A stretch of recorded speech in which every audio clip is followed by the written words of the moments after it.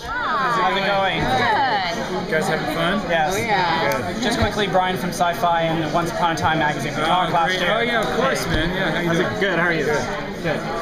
I'll let someone else start for change. All right, what can you tease about the new season? Nothing. I can tease absolutely nothing. I mean, I can tease that, you know, you will find out things about Charming's past, that he had a, that's bad news, that he had or has a friendship with a character that you wouldn't necessarily put with Charming, that basically changed the whole course of his life, literally. So we're gonna find that out. It's an interesting connection. How's he balancing fatherhood and still being a hero and worrying about his family? The best way he can, on no sleep. But you know, I think now that they have the baby Snow and Charming, that they have this opportunity now to be the parents that they couldn't be with Emma. So they're going to be the best parents that they can and try to protect that baby, as you know, at the same time as protecting Storybrooke from all the villains and evil that comes knocking on its door. Anything? I do. Anything? Well, last year, I'll ask more.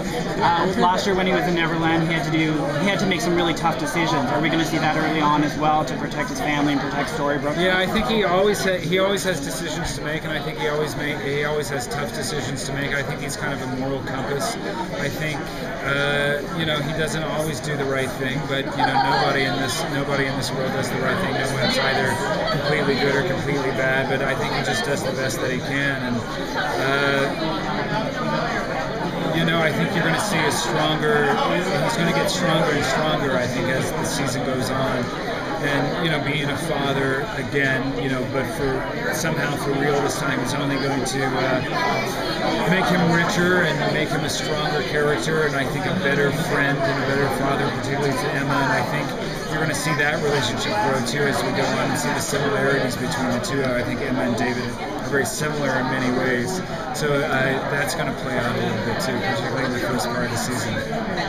When last season, with everything that he went through, how did you approach playing him? Was there anything different in the way that in your inspiration when you went? Well, last season, I mean, in particular, you know, towards the end, there was a great episode where he was facing his fears, you know, as a father, and I think it was, you know, all those kind of things just helped to enrich, you know, the character. And I think, you know, like I said, when the baby was coming, I think after he got over that fear of failing as a father, as he did with Emma, and accepting that, yeah, he was afraid of it, I think he started to grow, and I think he started to say, okay, if I can face my fear, you face your fear. Literally, he faced himself, and he said, I am afraid of that. I'm afraid of failing. He grew, and I think he becomes stronger, and I think that's what's going to be happening this season. You're going to see him become stronger.